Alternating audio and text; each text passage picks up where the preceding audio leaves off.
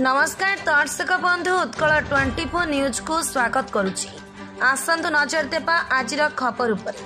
2 दिनिया राज्य स्तरीय सारस्वत महोत्सव और कविता कुंभ अवसर में सांबादिक सम्मेलन।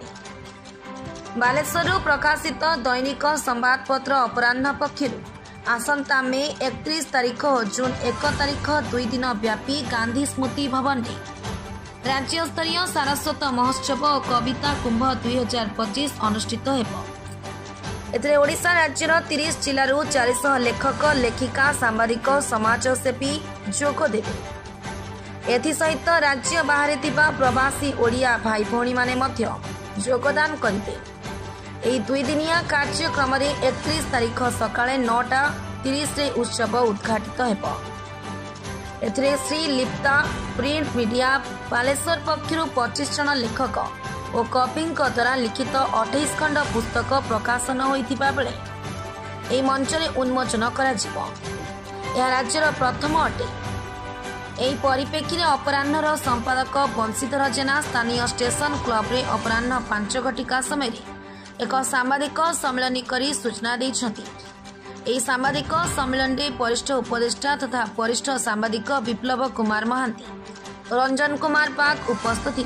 Dream it, live it, love it with GLR Infra. 2 BHK, 3 BHK crafted for you. Sophistication, comfort and a perfect view. GLR Infra. We craft your dreams.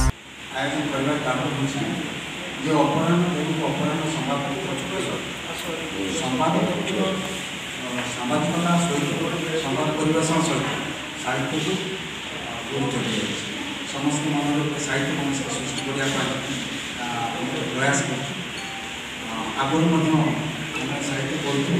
एक वर्ष पूर्व आम समग्र राज्य में एक सारस्वत कार्यक्रम जारी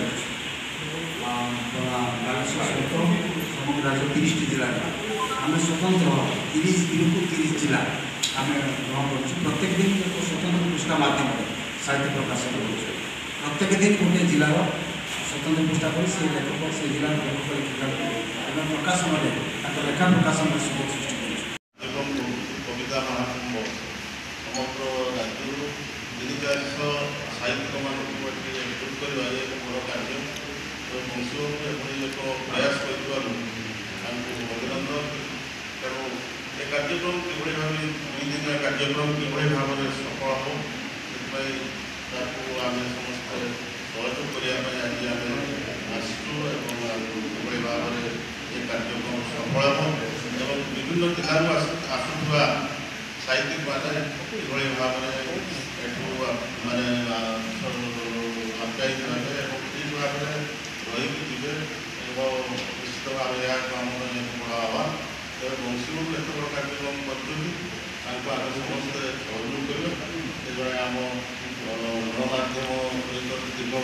संपादक दैनिक संवादपत्र अपराह्न एवं राज्य सभापति क्षुद्र मध्यम संवादपत्र संगठन आमर जो आज जो कार्यक्रम होबाकू आज आज जो सांबादिक सम्मेलन ये करा जे अपराह्न संवादपत्र पक्षर आज को वर्ष धरी तमाम राज्यव्यापी एक सारस्वत कार्यक्रम जारी रही जे प्रत्येक जिला को आम ए जोड़ीचु 30 दिन को 30 जिला प्रत्येक जिलार साहित्य संगठन अच्छी एवं से स्वतंत्र पृष्ठा प्रत्येक दिन गोटे गोटे बाहर प्रत्येक दिन प्रत्येक जिलार गोटे गोटे स्वतंत्र पृष्ठा बाहर ए पाखापाखि 1000 साहित्यिक आम सहित जोड़ी आम सहित प्रत्येक दिन पाखापाखि 25,000 ऊर्ध्व साहित्यिक ओडिशा बाहर जोड़ी जाइए कार्यक्रम आम बालेश्वर विभिन्न जिलार कार्यक्रम होने अपराह्न साहित्य कार्यक्रम अपराह्न वार्षिक उत्सव प्रति वर्ष हुए ए वर्ष अनुष्ठित होची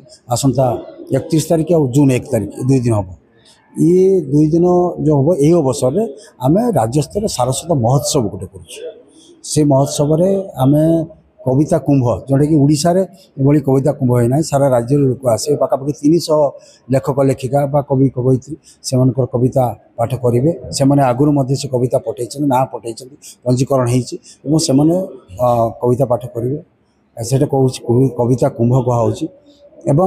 आम सिलिता प्रिंट मीडिया पक्षर जोटा कि आम अपराह परिवार जो सिलिता प्रिंट मीडिया पक्षर एककालीन 28 खंड बही पुस्तक आम प्रकाशन करुँ उन्मोचन करवा राज्यर 1 नंबर बोली मोर जहाँ धारणा अच्छी आम जाचु तेणु ये दुईटी कार्यक्रम सहित सारा राज्य जो कार्यक्रम चली जो 30 जिलार आ राज्य बाहर जो प्रवासी ओडिया सब कार्यक्रम चलती से मध्य जो विशिष्ट लेखक लेखिका आमर मनोनीत कराई 120 जन लेखक लेखिका को सृजनश्री सम्मान आम प्रदान करुँ 2 दिन व्यापी यह कार्यक्रम पाखापाखि 400 लेखक लेखिका योगदान कर 31 तारीख दिन से बालेश्वर रात्रि रहणी व्यवस्था कराई रे रहा खाद्यपेय व्यवस्था सब कथा कर उत्सव विशिष्ट व्यक्ति विशेष बड़ साहित्यिक बाग्मी एवं प्रशासक राजनेता